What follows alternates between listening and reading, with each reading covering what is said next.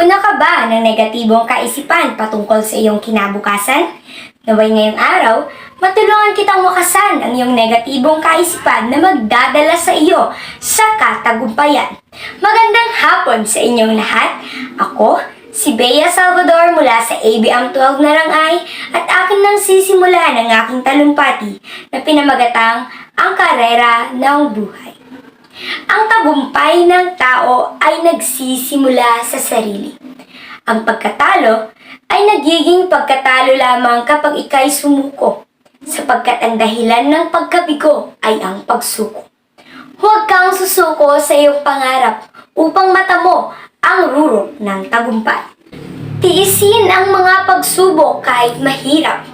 Kung ikaw ay hindi nagtagumpay, bumangon kang muli, huwag kang susuko.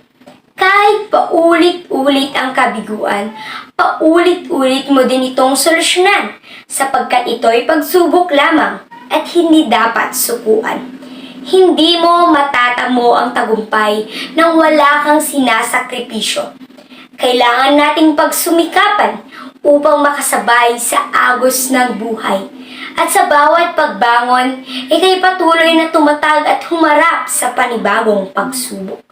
Dapat lagi mong pinag-iisipan ang iyong pangarap at layunin sa buhay.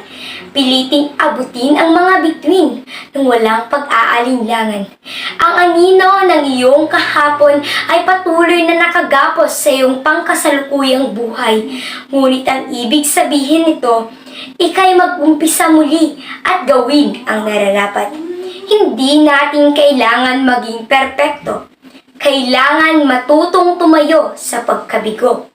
Kadalasan, ang mahalaga lamang ay sinubukan mo. Ipinamalas mo sa kanila ang kaya mo at hindi mo kayang gawin. Ang pinakamahalaga sa lahat ay mangarap ka ng husto.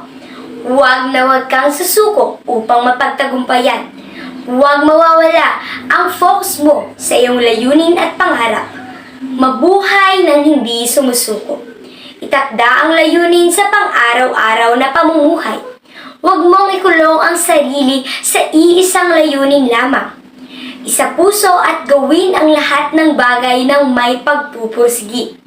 Dahil ang porsigidong individual na lumalaban sa agos ng buhay ay makakalagpas rito at makakakita ng mas madaming pagkakataon sa hinaharap sapagkat ang taong sumusugal ay nagtatagumpay sa buhay. Take the risk, sabi nga sa Ingles. Matagumpay na buhay ang bati ko sa inyong lahat. Muli, Bea Salvador nagpapaalala, maikli lang ang buhay. Gawin mo ang lahat upang matamo ang tagumpay bago ka mamatay. Salamat sa pakikinig.